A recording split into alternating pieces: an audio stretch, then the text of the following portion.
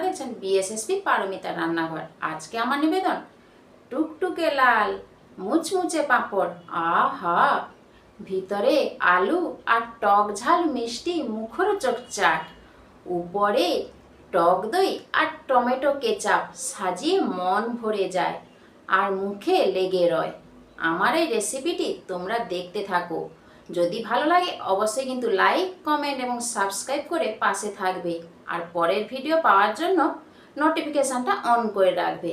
তাহলে চলো রেসিপিটি শুরু করা যাক। এখানে দেখো, ফার্স্ট নিয়ে নিতে হবে আলুগুলোকে একটু কুচি কুচি করে নিতে হবে। এবার ফার্স্ট আলুটাকে একটু বয়েল করে নিতে হবে। একটু নুন দিয়ে একটা পাত্রে আলুটাকে বয়েল করে নিতে হবে।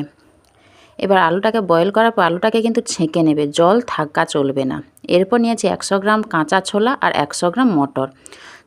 এবার এটাকেও নুন দিয়ে ভালো করে সেদ্ধ করে নিয়েছি, দেখেছো সেদ্ধ হয়ে গেছে।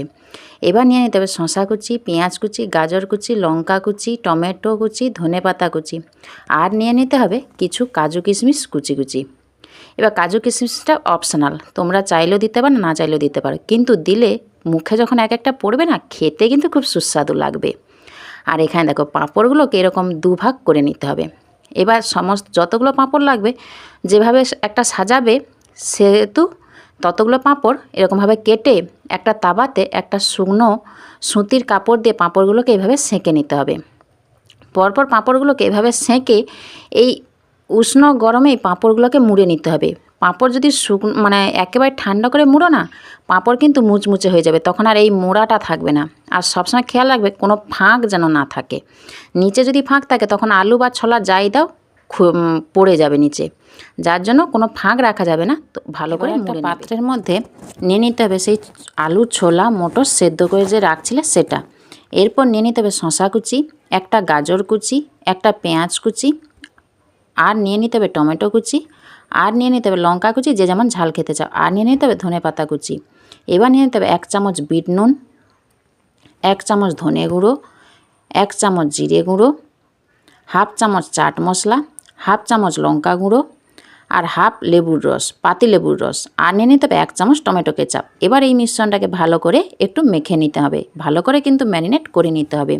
এটা যত ভালো ম্যারিনেট করা হবে তত স্বাদ কিন্তু খুবই সুস্বাদু আসবে।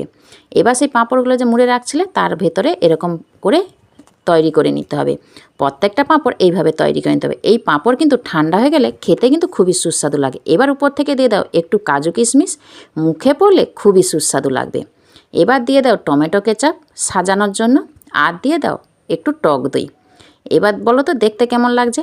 যদি ভিডিওটি ভালো লাগে অবশ্যই কিন্তু লাইক, কমেন্ট এবং শেয়ার করে দেবে।